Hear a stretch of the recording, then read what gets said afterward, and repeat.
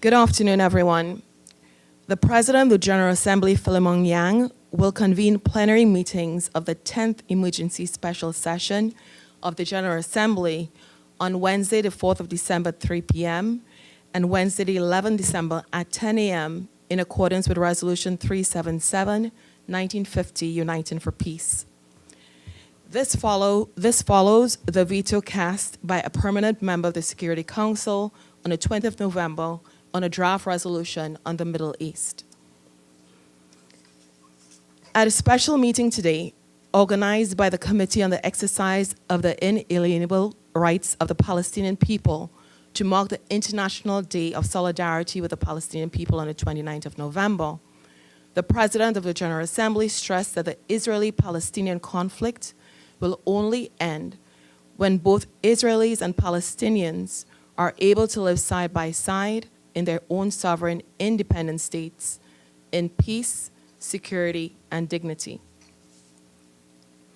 As you also know, the President of the General Assembly has convened a plenary meeting this afternoon to hold a debate on the situation as to which the veto was cast by one permanent member of the Security Council on the 18th of November under the item Reports of the Secretary General on the Sudan and South Sudan.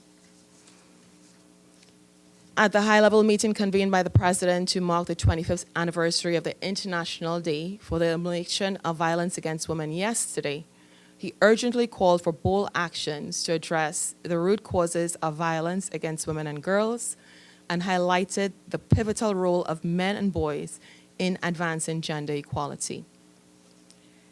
Turning to committees, the third committee concluded its session sending 46 draft resolutions to the General Assembly that deal with human rights and social issues affecting vulnerable groups such as women, children, indigenous peoples, and refugees. The fourth committee, concluding its work for the current session last week, approved 5 texts, 4 of which were draft resolutions concerning Israel and Palestine, which took recorded votes.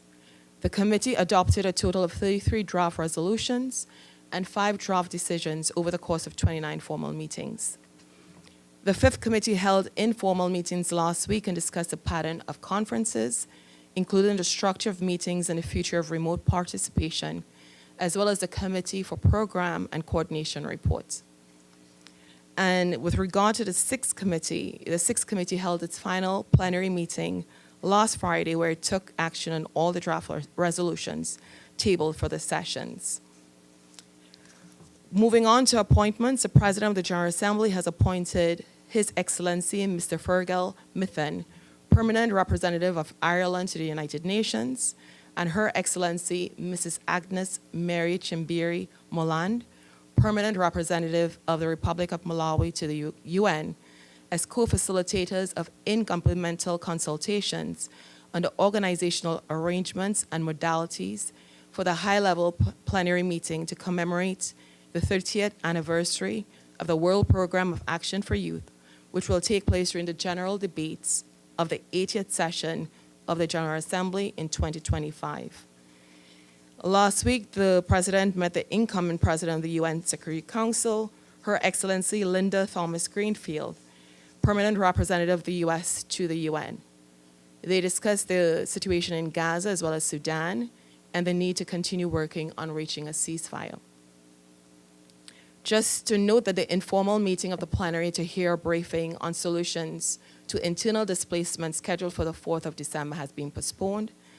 And finally, World Sustainable Transport Day is today, with the UN Decade of Sustainable Transport to begin in January 2026. The President urged enhanced synergies among member states and all stakeholders towards a universally accessible, inclusive, and environmentally friendly transport system for everyone, everywhere. And that's it from me. Are there any questions? Sure, Emily.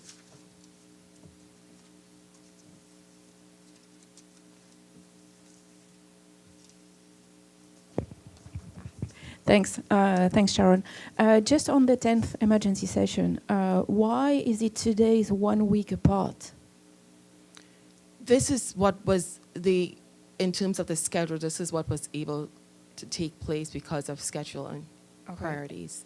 And do you, I mean, are there any sign that there's going to be a vote on any resolution? We're not sure as yet, but we will give you information as soon as we get information on any resolutions that may be passed. Any other questions? Any questions online?